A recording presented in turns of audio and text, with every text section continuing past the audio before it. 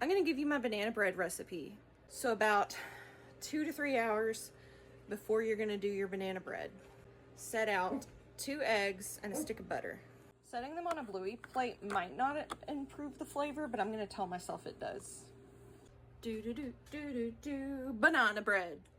It's not perfectly room temp, but it's, excuse me, I'm trying to make a video here. Are you hydrated now? All right, thank you. Anyhow, they're still a little cold, but that's not the end of the world. And now I need to clean my counter of shame off, so I actually have room to make this. Also, does anyone else have to clean off their stove before they turn on the oven? Ignore the mess. We live here. And you want to save that rag for later, or if there's a spot that's really stuck on, you just set it over the top and kind of press it down. There's a little bit of grease stuck, so we're gonna let that dissolve. Your oven needs to be on 350. If you have an old oven like mine, you gotta turn on 2 knobs. Oh yeah, the counter of shame. And get down ingredients that I'm gonna need, because that will just save us a little time. Ah! I just ordered a new thing of regular salt, and I already had some. Gosh, never gonna run out of salt, am I? Cinnamon! This is what I was looking for. Here's our spread. I guarantee you I forgot something. It's not clicking yet. I'll tell you later if I did. Make sure there's no dust in your KitchenAid bowl or mixer bowl or whatever you're gonna use. You don't have to use a stand mixer. Now you start out this recipe like cookies. You do butter and sugar together. A whole stick per loaf. Meanwhile, I'll need a 1/2 cup sugar, and the only complete set of measuring cups I have is gingerbread men. Thanks, Jody. She got them for me for Christmas last year. And honestly, I use them a lot. All right, so we're gonna add a whole cup of sugar. Why did I say a 1/2 cup? You wanna add an entire cup of sugar, okay? I just did the 1/2 scoops because it's easier to scoop. The 1/2 cup because it's easier to scoop. Oh my gosh, I wish I could speak. Cream it together like you're making a batch of cookies. See that? You see that? We're gonna have to scrape down the sides. In a perfect world, we wouldn't have to scrape down the sides of a KitchenAid mixer bowl. But we don't live in a perfect world. Just look at the government. Okay, next is eggs. I like to crack them into a bowl, but I'm very non-conventional. This is how I like to crack them into a bowl. Just yeet. And usually I don't get as many shells this way. It's also a great way if you need to separate your egg whites from your yolks. So that can go in. Look, I didn't even have to dig out a shell. Beautiful. Second one. No shell again. We're on freaking fire. All right, and then you just combine that until it makes like it looks combined. Like, you don't, I don't know. Everything's incorporated. It should look about like that. Beautiful. Scrape down the sides of your bowl again. Okay, next you want to add the bananas. I use organic for no other reason other than non-organic bananas burn my mouth, but organic bananas don't.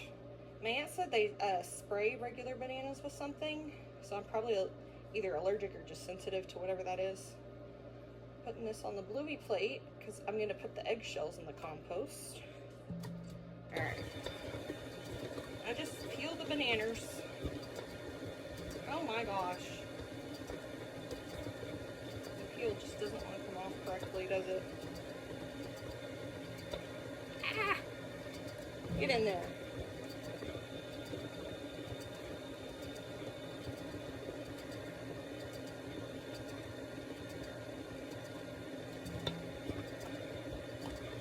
Beautiful.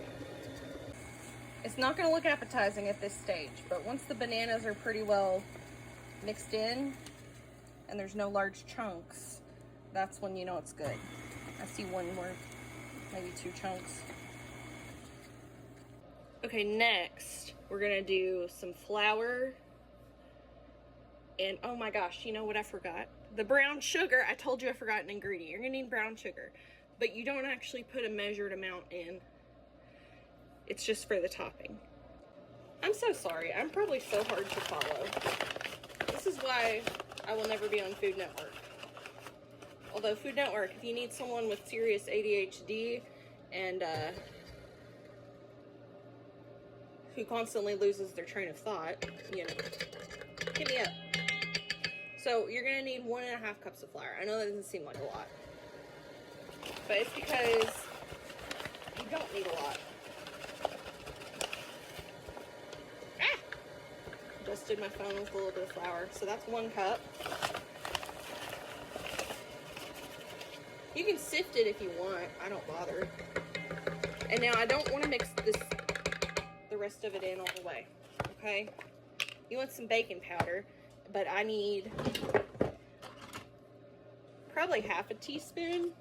I don't know. I don't really ever measure it. I just kind of put it in there. So, yep. Now you're just gonna let it go. Let her go, let her go. Now's a good time to add your vanilla. And I'm not gonna measure it. Same thing with your cinnamon. I'm not gonna measure it. Good amount, good amount. The more the better. Now here's the best freaking part, okay? The best part. Let me get the brown sugar out. All right, now for what, okay, we gotta make a topping. So get a container. I'm just gonna use this thing, this 1/2 cup measure. You don't even need that much. And then you're gonna get, I'd say probably like 2 tablespoons sugar, maybe a tablespoon of flour, not a lot of flour. That's probably 2 tablespoons actually. And then 2-ish tablespoons of brown sugar, kind of all equal parts, I guess. As much as your eyes can. This is gonna overflow.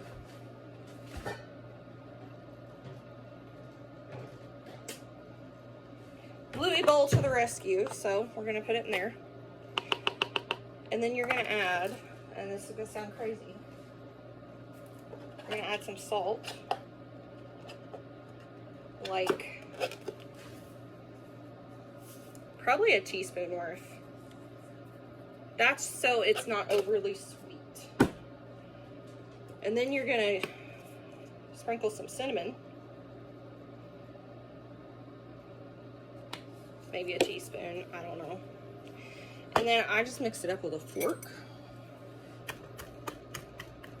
You wanna squish any clumps of brown sugar. Just get the flour mixed around evenly because you're basically making a weird streusel topping. Okay? You don't know how to make those cute little aesthetic parchment paper thingies?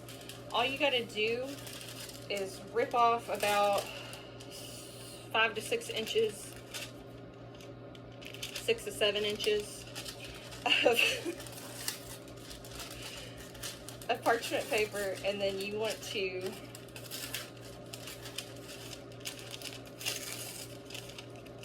make like a reverse plus sign, like a clover, okay? Down once more to the dungeons of my black despair. Down we plunge to the prison of my mind. I don't have any spray oil. Come with me. I don't have any spray oil, so I'm just gonna use a little glug of canola oil in all of them. Actually, 2 glugs is probably enough. And then I can just spread it. So you just wipe. Easiest way to portion these out is if you have like an old-fashioned ice cream scoop. If you have a cookie scoop, you could use that. It's just, you're gonna have to be scooping a lot more. Sometimes that happens. It's not the end of the world. I usually do 1 big scoop and then 1 slightly tiny scoop.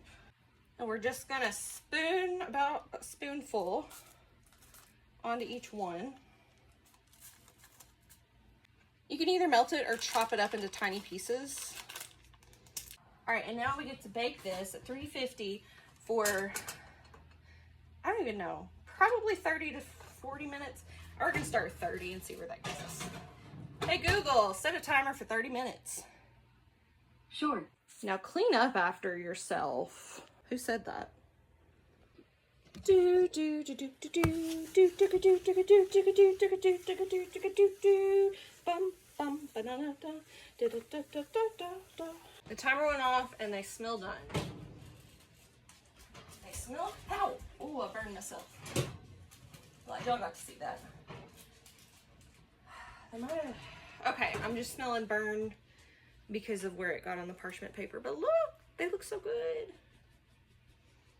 Alright, now you're gonna want to let them cool off. Turn your oven off and treat your burn if you got it. It wasn't that bad. I'm not gonna treat it. Honey hush. Look at them banana bread muffins. Alright, very last thing. If you want a screenshot, now's your chance.